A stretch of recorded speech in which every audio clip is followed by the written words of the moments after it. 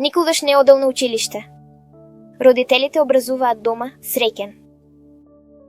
Дипломирав машински инженеринг во Швајцарија, но имајќи ја предвид кризата низ која поминува светот, сега сум банански земјоделец во Бразил. Јас сум среќна мајка и сопруга. Еден стих што ме погодува. Што користи има човек ако го добие целиот свет, а ја загуби својата душа? Или човек за своја душа? Инаку не сум член на една црква. Бев исклучен бидејќи бев премногу независен, се обидувам да го следам Бог без да зависам од човечки организации. Знаеш, Богот кој го отфрли не е вистинскиот Бог, туку лошо направена карикатура од него.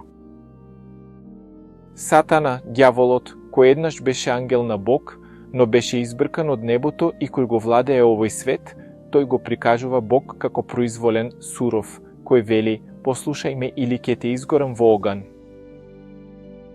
Непријателот на доброто е тој што ја слика. Таа е погрешна. За да ја коригира сенка, откривајќи на светот неговата голема љубов, Бог го испрати својот син за да му покаже на светот каков е тој. Христос увери: кој ме гледа мене, го гледа Отецот. Описувајќи ја својата земна мисија, Исус рече: Духот на Господ е врз мене, зашто ме помаза да им проповедам на сиромашните, ме испрати да ги излекувам скршените по срце и да објавам слобода на заробените и да им дадам вид на слепите, да ги ослободам угнетените. Тоа беше неговото дело. Одејќи правеше добро, лекувајќи ги угнетените од Сатана. Бог толкова сакаше светот што беше подготвен да се раздели од својот единствен син за една ризична мисија, да живее на земјата 30 години со опасноста Исус Христос, исто така да се оскверни со гревот и да го изгуби за секогаш. Сето тоа за да, ако планот успее, ние можеме да имаме дополнително вечен живот. Porque Deus amou o mundo de tal maneira que deu seu Filho unigênito, para que todo aquele que nele crê não pereça, mas tenha a vida eterna. Mas tenha a vida eterna.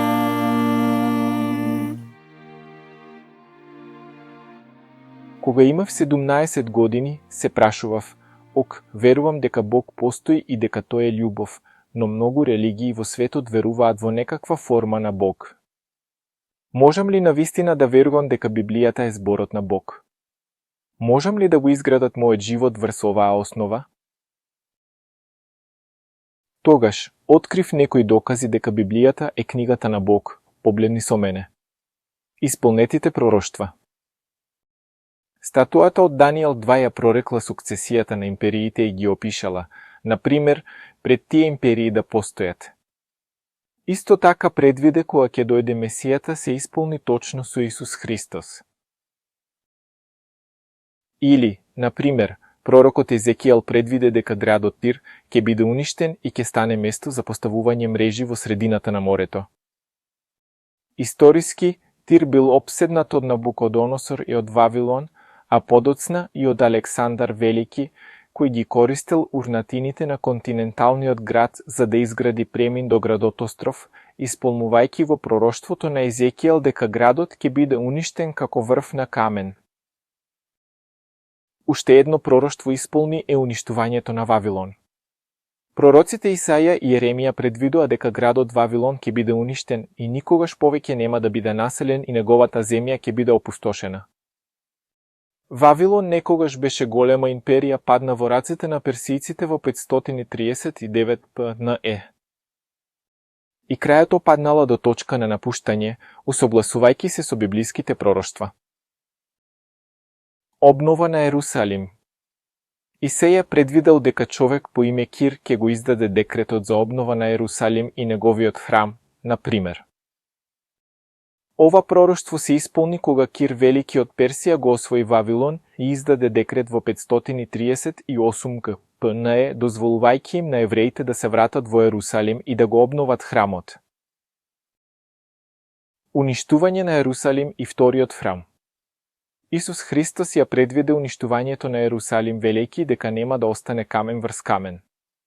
Се сеќаваш? Исполнувањето се случи во 70 ГНЕ. Римјаните, генерал Тито, го уништија Ерусалим и вториот храм, исполнувајќи пророштвото на Исус Христос. Археологијата ја потврдила вистинитоста на Библијата. Дали сте слушнале за ракописите од Мртвото море и пештерите на Кумран? Тие биле напишани пред Исус Христос и ја потврдуваат прецизноста и конзистентноста на хебрејската Библија низ милениумите. Свитокот на Исеја од Милениум е виртуелно ист како оној што го имаме во Библијата денес.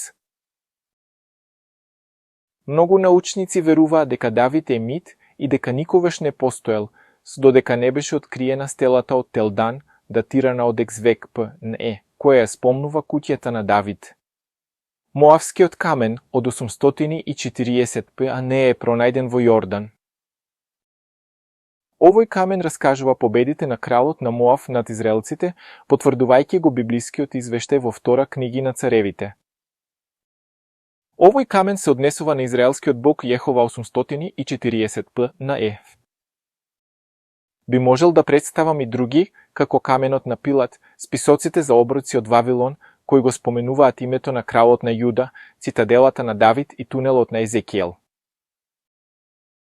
Друга работа што ми убеди дека Библијата на вистина е посебна, е уникатна, е од Бог, е тоа што е напишено од повеќе од 40 автори и има единство меѓу текстовите. Автори кои биле одделени. Секој дел од Библијата се поврзува. Веројатно сте виделе во некоја Библија такви крстосани референции. Библијата е единство и се вклопува, особено кога се изучува со понизност и молитва. Друга работа – образование на Библијата. Лоши луѓе не можеле да ја напишат Библијата, бидејќи таа ги осудува.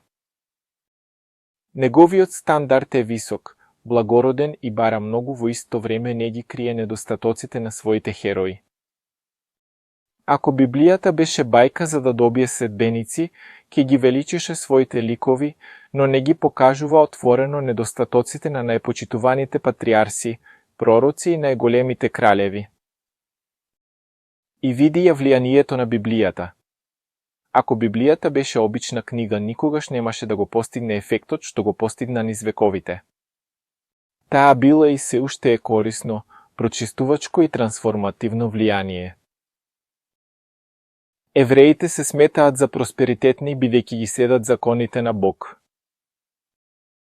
Западот денес е развиен затоа што неговите земји усвоја библиски принципи на правда и трудолюбивост, особено протестантските земји особено.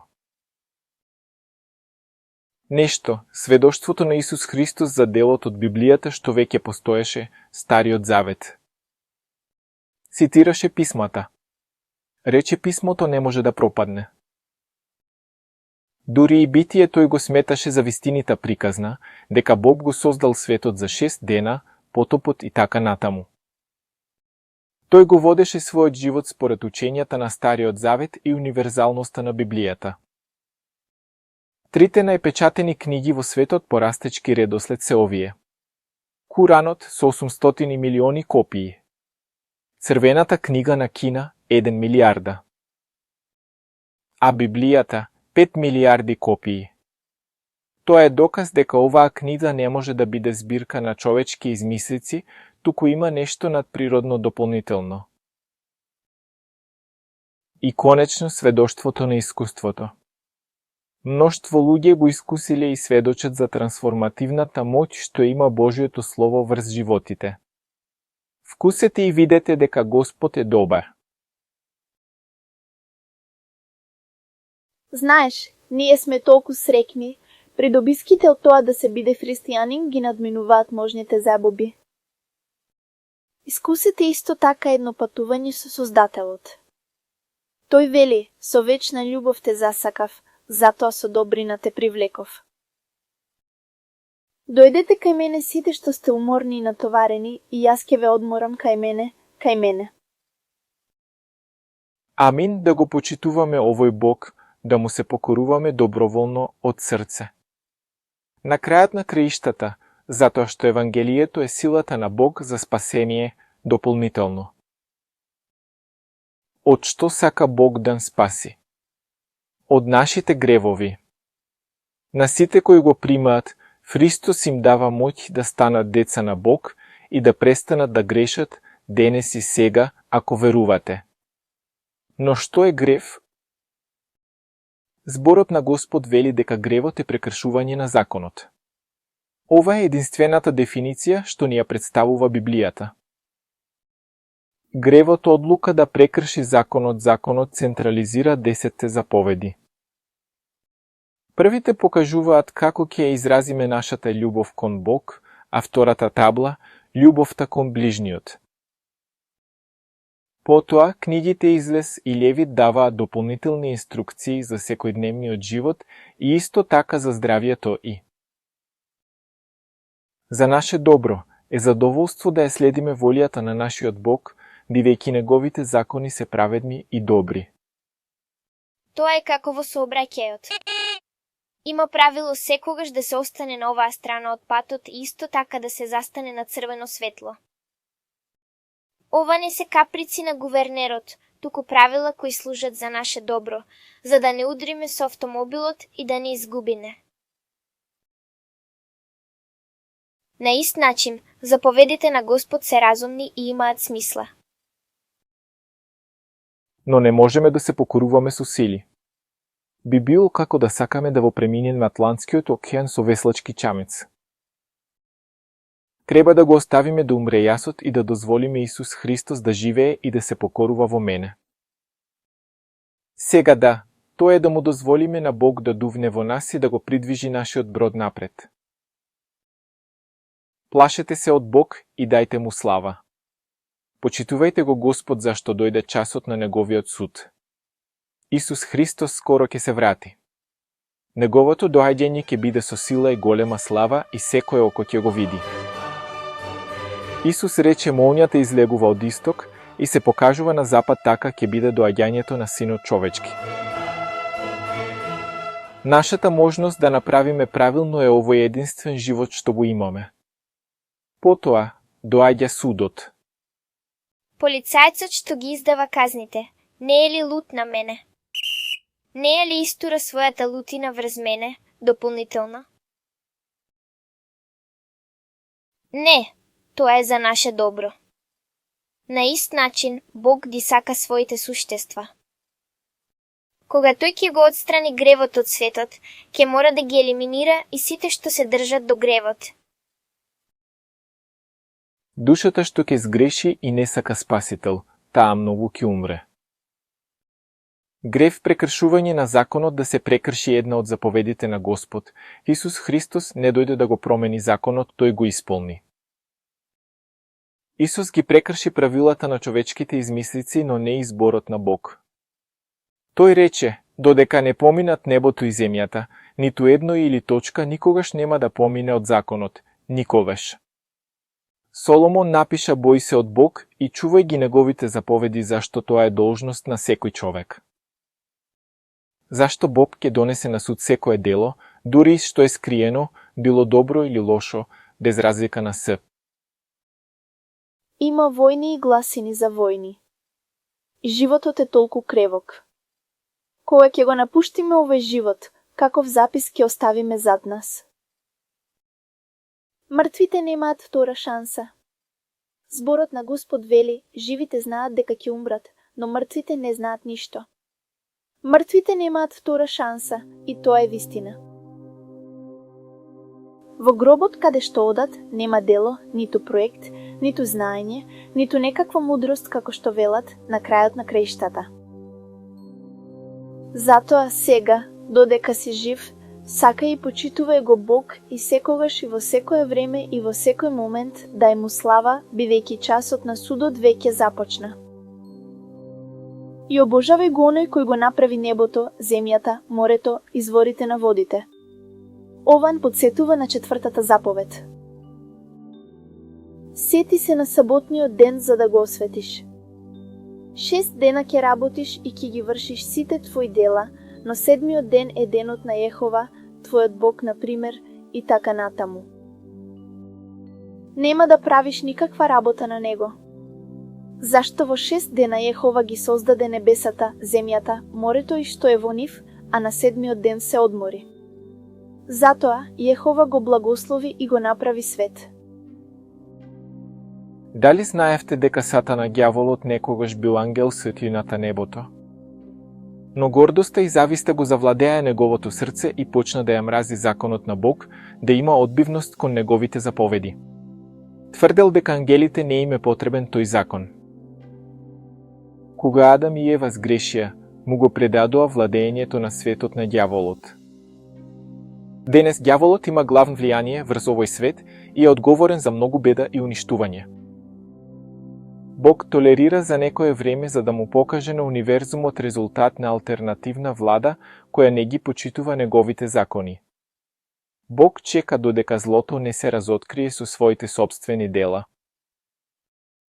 Но враќајќи се на омразата што Сатана ја има кон законот на Бог, тој го влијаеше бискупот на Рим или дури да се осмели да ги измени светите и божествени заповеди на Бог.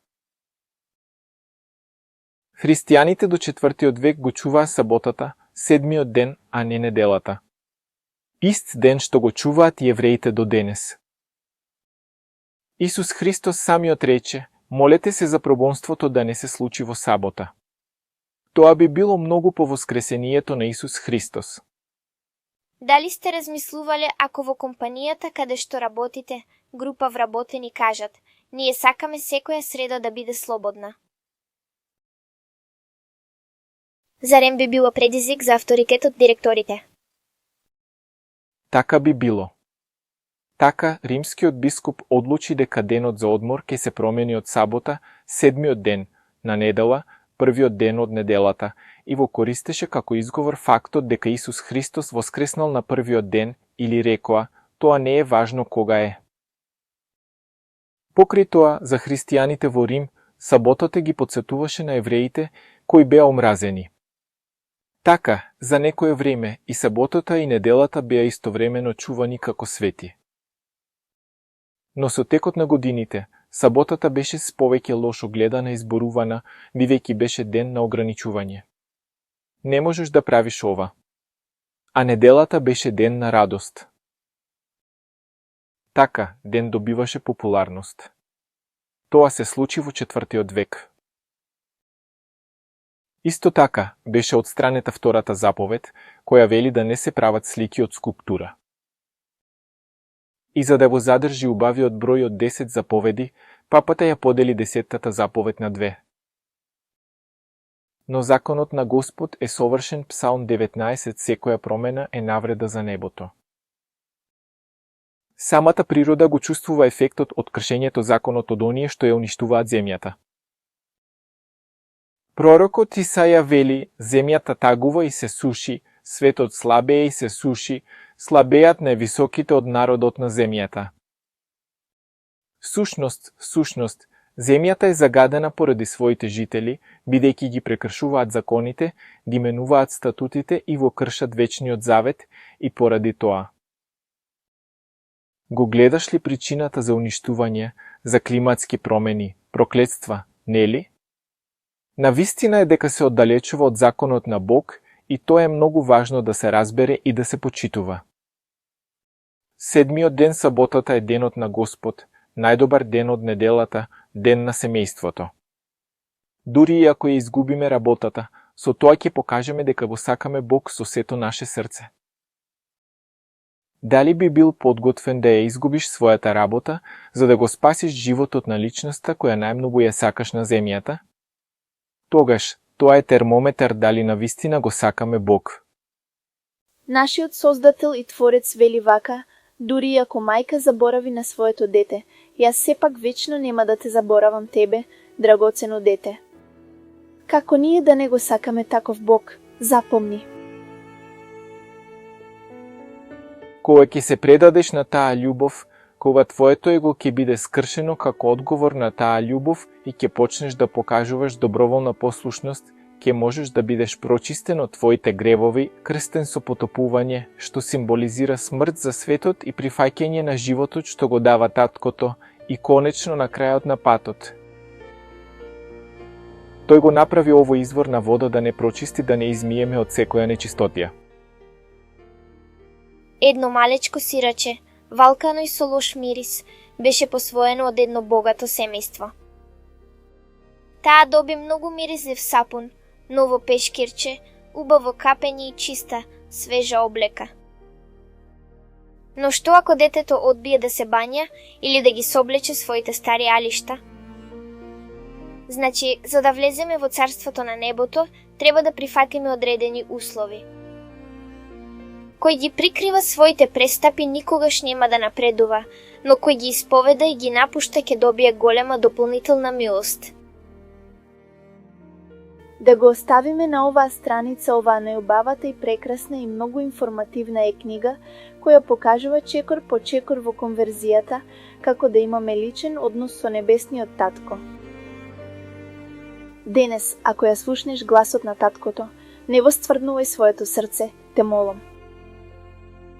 Запомни каква корист е да го добиеш целиот свет и да ја изгубиш својата душа.